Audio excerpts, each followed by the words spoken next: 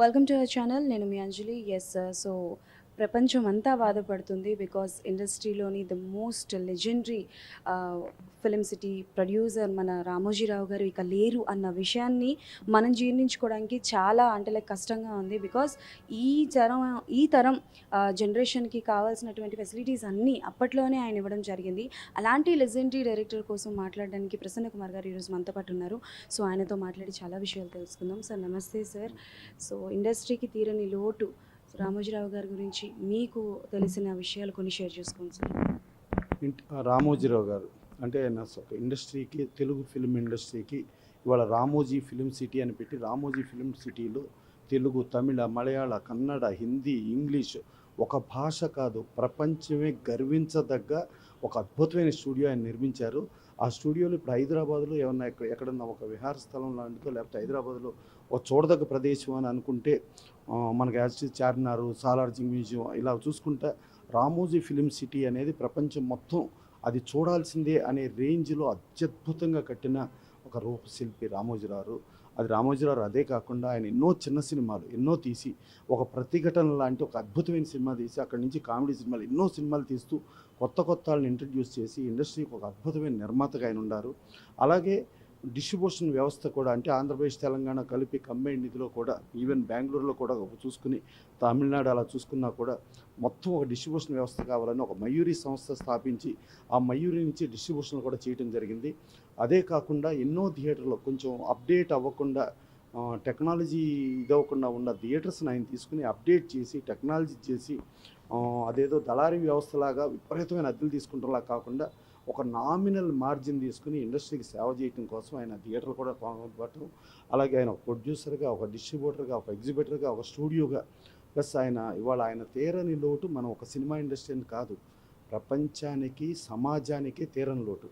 ఇవాళ ఎంతో మధ్యతరగతి వాళ్ళు ఒక మధ్యతరగతి పొదుపు చేయాలన్నా, మధ్యతరగతి వాళ్ళు పెళ్ళిళ్ళు చేసుకుని ఆ పెళ్ళిళ్ళకి ఏదైనా ఒక డబ్బు కావాలన్నా ఒక మార్గదర్శి చిట్స్ అని పెట్టి, ఆ మార్గదర్శి నుంచి ఎంతో మధ్యతరగతికి ఊరట కలిగించడం ఆయన చేయటం. అదే కాకుండా ప్రపంచవ్యాప్తంగా తెలుగు వాళ్ళు ఎక్కడెక్కడో ఉన్నా వాళ్ళందరికీ అన్నీ కూడా అందుబాటులోకి రావడానికి ఆయన పచ్చళ్ళు మనకు మోస్ట్ ఇంపార్టెంట్, మనకు ఆంధ్రులు ఆవకాయ అంటాం, గోంగూర అంటాం, అది ప్రియా పచ్చళ్ళు అని చెప్పి ప్రియా పచ్చళ్ళు ఆయన స్థాపించటం. అప్పట్లో ఒకప్పుడు మనకి మీడియా వ్యవస్థ, ఒక పేపరు, ఒక ఎలక్ట్రానిక్ మీడియా, ఇవాళ ఈటీవీ అన్ని భాషల్లోనూ ఈటీవీ పెట్టుకొని మళ్ళీ ఓటీటీ పెట్టి, ఒకప్పుడు మనం ఆ ప్రియా పచ్చళ్ళ నైటు పాటల ప్రోగ్రాం లాగా పెట్టి పాటలన్నీ కూడా ఆడియోలో అప్పుడు మనకు వివిధ భారతి గవర్నమెంట్ దీంతో ఉంటే ఆ గవర్నమెంట్ నుంచి చేయటం. అలా చూసుకుంటే ఒక్కటి కాదు, ఆయన ఎన్నో రకాలు సమాజానికి హితం చేస్తూ, అలాగే మన సినిమా ఇండస్ట్రీ, మన కథానాయకుడు, మన స్టారు, ఆయన పేదల కోసం ఏదో ఒకటి చేయాలనుకుని ఎన్టీ రామారావు తెలుగుదేశం పార్టీ 1982లో పెట్టినప్పుడు ఆ తెలుగుదేశం పార్టీ 9 నెలల్లో రికార్డు విజయంగా వచ్చి పవర్లోకి వచ్చింది. ఆ పవర్లోకి రావడంలో ఎన్టీ రామారావు కష్టంతో పాటు ఆ పక్కన రామోజీరావు కష్టం కూడా ఉంది.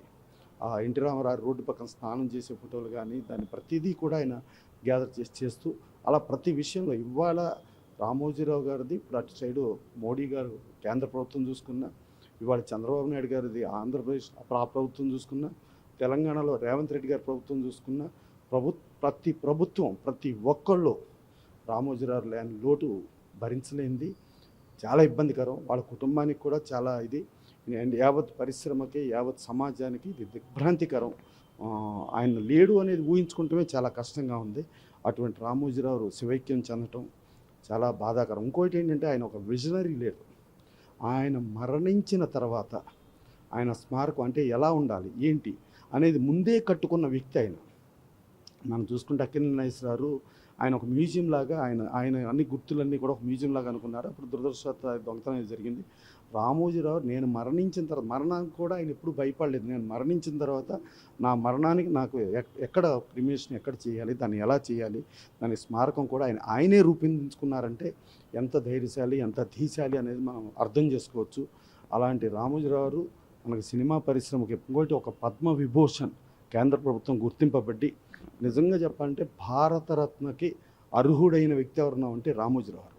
ఇవాళ ఇంగ్లీష్ సినిమాలు, హాలీవుడ్ ఫిల్మ్స్ చేశారు, ఎన్నో సినిమాలు చేశారు, సినిమా పరంగా ఎన్నెన్నో, మళ్ళా ప్రజలని జాగృతం చేసి, సమాజాన్ని జాగృతం చేసి, వాళ్ళందరినీ మేలుకొలిపి ఇది అని చెప్తూ ప్రతిరోజు ఒక ఈనాడు పేపర్, ఒక ఈటీవీ న్యూస్లు ఇవన్నీ ఇచ్చేస్తూ ఒక వ్యక్తి ఇంత సాధించగలడా అంటే ఇదైనప్పుడు చిన్నగా వచ్చి వట్టుడంతా ఎంతో అయిపోయారనే దగ్గర దానికి నిదర్శనమే రామోజీరావు గారు.